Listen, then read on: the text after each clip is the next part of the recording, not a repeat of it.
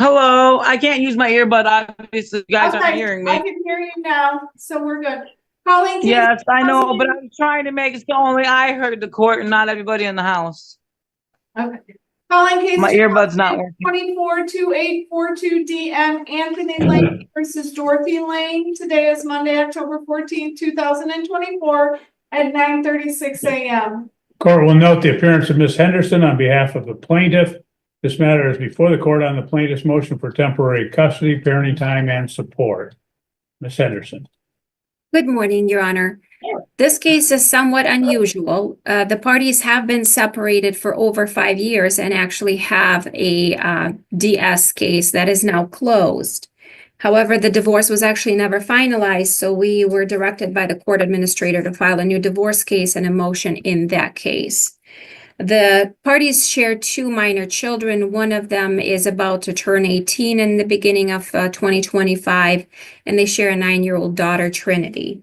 And pursuant to the case in the support matter between the parties 2019-3226 DS, my client has sole legal, sole physical custody of the minor son of the parties, and then the defendant in this matter has sole legal, sole physical custody of the party's minor daughter.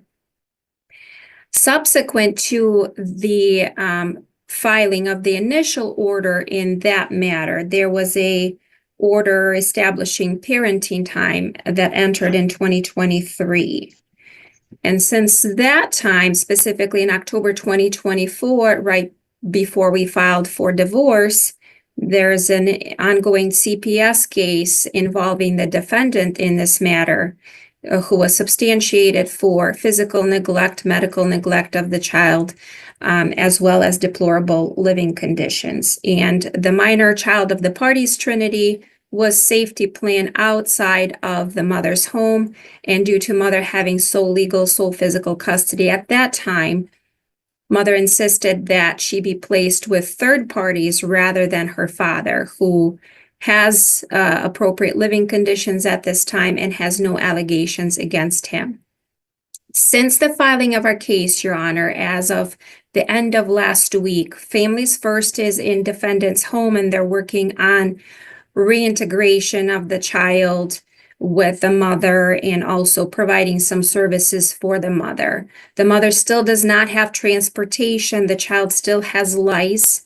She is in need of immediate medical and dental attention due to severe tooth decay. And we're asking for Trinity to be placed with the father pending the resolution of this case. We're asking. Hearing starts with audio issues as Dorothy struggles to connect. Once resolved, the court officially begins a custody case between Anthony Lane and Dorothy Lane. For continuation of sole legal, sole physical custody for Mr. Lane for the older child of the parties, their son. We're also asking for him to be granted sole legal, sole physical custody of the daughter pending this matter. We understand that the court may want to have an evidentiary hearing, and we would be prepared to do that. But we contend that due to the recent development regarding the defendant's home, as well as her romantic relationship with who Mr. Lane believes to be a registered sex offender, further, Ms. Lane has an adult son who also has some registered sex offender, according to my client, or some deviant sexual behaviors that he is aware of. All of that in totality would constitute proper cause for the court to revisit custody and parenting time for Trinity. We're asking for that to be considered at this time, Your Honor, for Trinity to be placed with her father and for the parenting time to be granted for the parties in accordance with the safety plan and the ongoing CPS case recommendations. Further, we are asking for any parenting time exchanges to occur at Battle Creek Police Station due to a highly contentious relationship between the parties. Now, I understand currently Ms. Lane does not have any transportation, and until she does have transportation, my client is willing to pick up at her home But going forward, once she obtains transportation, we would like for the exchanges to be moved to the police station of the parties, of Battle Creek, I'm sorry.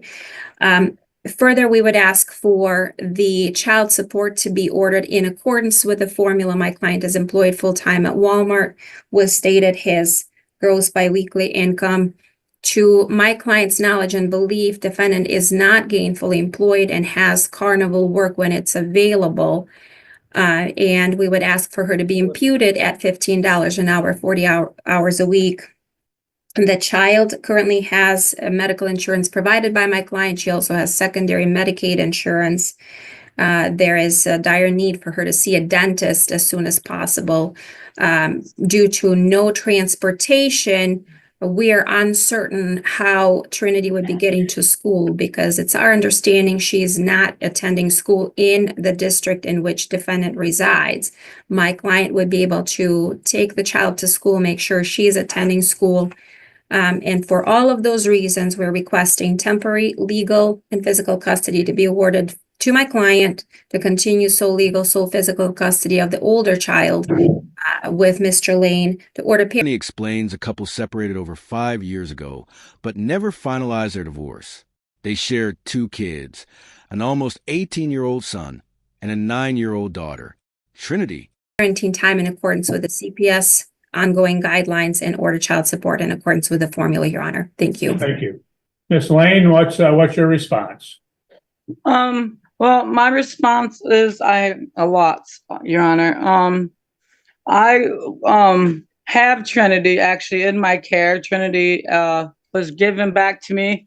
Actually, I could have got her back Monday, but I waited until her dentist appointment that she had scheduled Tuesday to take care of her dental problems. And they're going to be running a test actually for periodontal disease that runs very highly in my mother's side.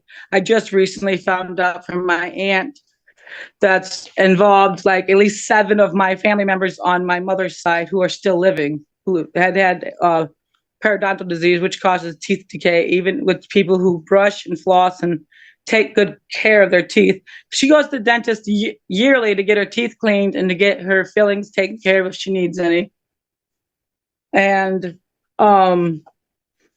she has been in my care the whole time since I have left Tony. Trevor wanted to go with his dad, and that was fine. But Trinity has been wanting to be with me. Our visitation, I had set for open visitation back in February 2020, and he went back to get things changed because he wanted to cut her hair, and I wouldn't allow it because it was above her shoulder, and she wanted it to be longer. And at that time, they were going to issue him Wednesday and Friday 4 hours visitation, and he told them he can only do 1 day a week because of their aggressive dog at their home. He says he now lives at the girlfriend's house. I do not know because the address he gave me is a false address. Because I asked if she is going to the other party's house, which I am not against her going to her house. I am very, I like to know where my kids go, even when they go to a friend's home, I like to know the address. I like to know where they're at in case of an emergency. And with behaviors he has pointed to me, it makes me concerned. So I just like to know the address because he's threatened to kidnap her and take her to that address prior this year. And he has kidnapped her one day last year. I am making an appointment for her to get her, she has to get a root canal, which is why I'm getting her tested for the periodontal disease, because there are 0 reasons for her to have to be getting this root canal.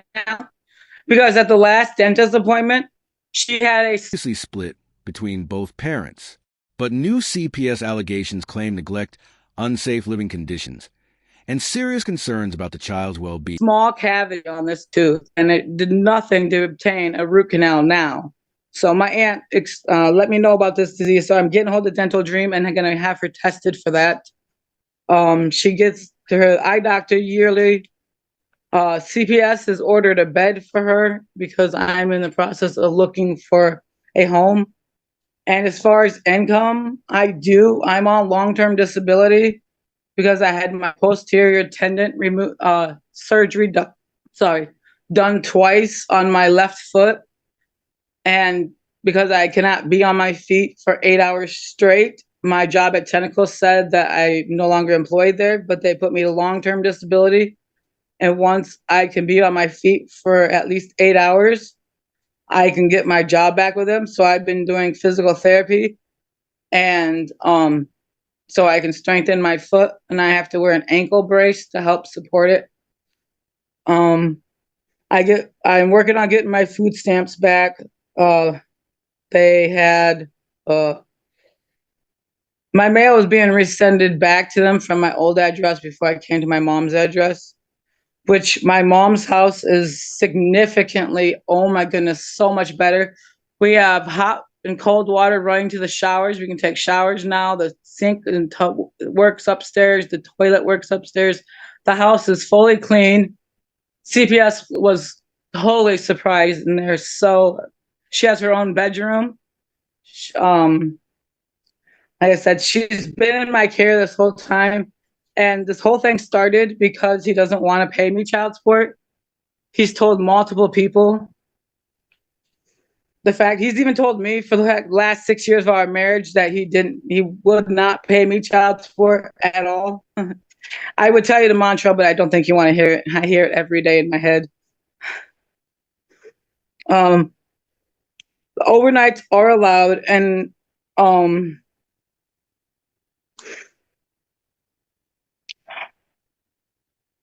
I talked to a lawyer, and she has me having some stuff that she wants to make sure I bring up to your guys' attention. So I'm just making sure that I hit everything that she had spoken to me about, because I was not served in enough time to actually get me a lawyer.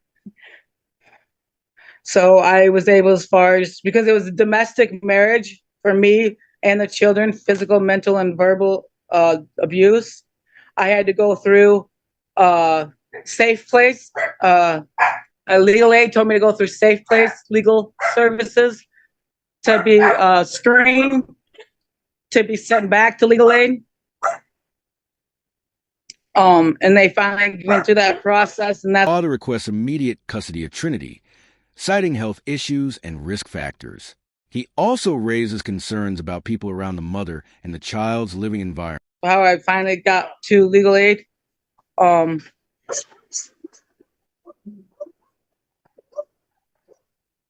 anything else, ma'am? Yes, Tony himself is actually a CFC. Was expunged, but there's still sites that you can find it on because my cousin Laura found it. I've never let my boyfriend watch Trinity, and I don't let Randy watch Trinity because Randy is autistic. Ma'am, just in So that regard, are those individuals, are Mr. Wright and Mr. Brett, are they registered on the sex offender registration? Randy is not. Randy was found criminally and mentally incompetent. So Randy was not charged of nothing. So Randy does not have a record, Your Honor. Okay. My boyfriend, it was a teenage thing, Your Honor. And what my understanding is that he was charged of raping his girlfriend, who he was having consensual sex with, but she was caught having sex, and to cover herself, she yelled rape. And as far as the other girl, I just understand that she was the younger sister who had a crush on him, and he was not giving her any, time or day because of her age. And she did the same thing her sister did. And so that's how I was understanding that obtained. It was not a minor child, teenager, unlike her father. So for his safety, actually, I don't leave Trinity with him. Trinity and him have a good bond. But no, I just because I don't want Tony to ever, if Tony ever says he's gonna accuse anything, Cody's never left alone with her, there's no reason anything can ever be said. Okay, well, And he never punishes her. He doesn't physically punish her at all. He's never physically punished her.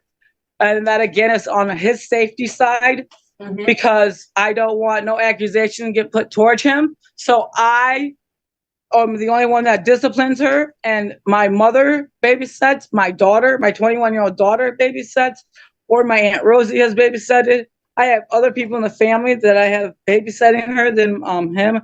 And that's not because I don't trust him, Your Honor. It's because it's more his safety so that people can't accuse anything towards him. If you understand what I mean. okay.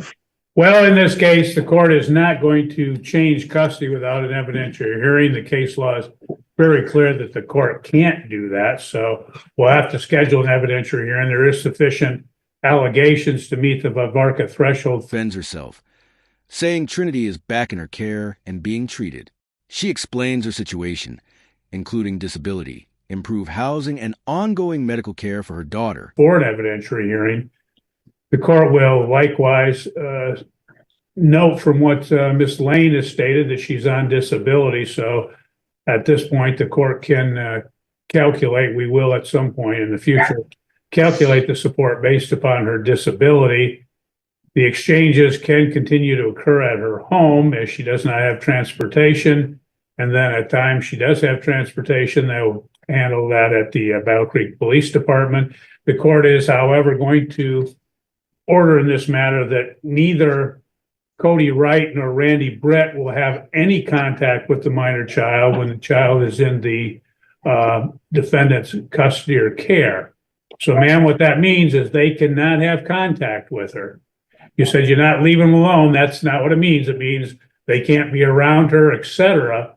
When the child is in your care. If the child if the child is with the plaintiff, let's say a weekend, you can have all the contact you want with those individuals, but they cannot have any contact. They can't be in the home. They can't have contact with her when she is in your care.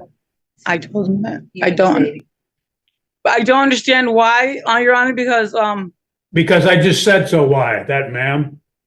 Obviously, they're on at least the boyfriend's on the sex offender list, and the child is not. Court is not going to have the child in contact with him at that time. I understand. I have a comprehension problem. Sorry, Your Honor. I was just trying to understand exactly why, because